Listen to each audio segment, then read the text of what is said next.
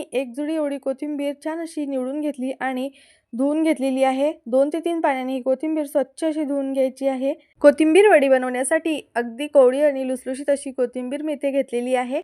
तर ही कोथिंबीर मी अगदी बारीक अशी कापून घेतलेली आहे। आता यामध्ये अर्धा चमचा एवढा ओवा टाकून घेतलेला आहे। तसेच 2-2.5 चमचे एवढे पांढरे तीळ सुद्धा टाकून घेतलेले आहेत।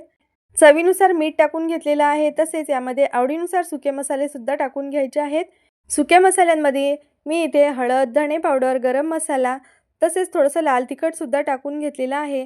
त्यानंतर चमचाभर एवढा हिरव्या मिरचीचा ठेचा आणि अगदी चिमूटभर एवढा हिंग सुद्धा टाकून घेतलेला आहे। आता टाकून घेतलेले सगळे मसाले कोथिंबीरीमध्ये छान असे मिक्स करून घ्यायचे आहेत।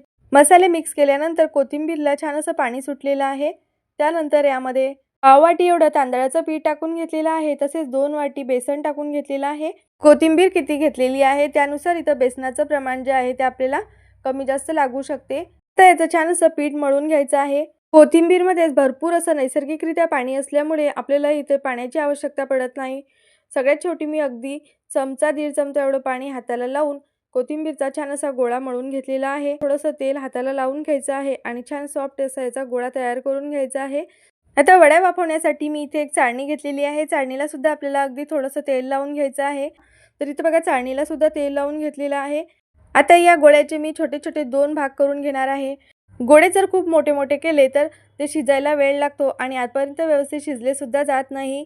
तर इथे बघा मी चाळणीमध्ये गोळे ठेवून घेतलेले आहे। तसेच इथे मी पातेल्यामध्ये पाणी जे आहे ते खळखळून असं उकळून घेतलेलं आहे। आता या पातेल्यावरती आपल्याला ही चाळणी ठेवून घ्यायची आहे आणि चाळणीवरती झाकण ठेवून मध्यम आचेवरती साधारण 5-6 मिनिटे हे गोळे छान असे वाफवून घ्यायचे आहे। 5-6 मिनिटांनंतर मी गॅस बंद करून घेतला आणि पूर्णपणे वाफ जाईपर्यंत असं झाकण ठेवून घेतलं होतं।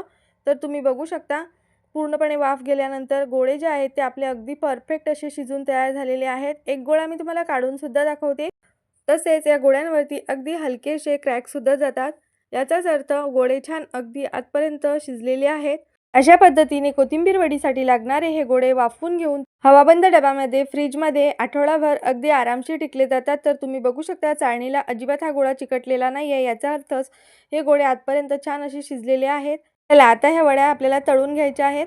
तर इथे बघा मी छोटे छोट्या आकारामध्ये छान ह्या वड्या कट करून घेतलेल्या आहे। सोबतच इथे मी तेल सुद्धा गरम करण्यासाठी ठेवलेलं आहे। आता तेल कडकडीत गरम झालं की यामध्ये ह्या वड्या सोडून घ्यायच्या आहेत। तेलामध्ये मावतील एवढ्याच वड्या आपल्याला एका वेळी टाकून छान अशा तळून घ्यायच्या आहेत। तुम्ही या वड्या शॅलो फ्राय सुद्धा करून घेऊ शकता।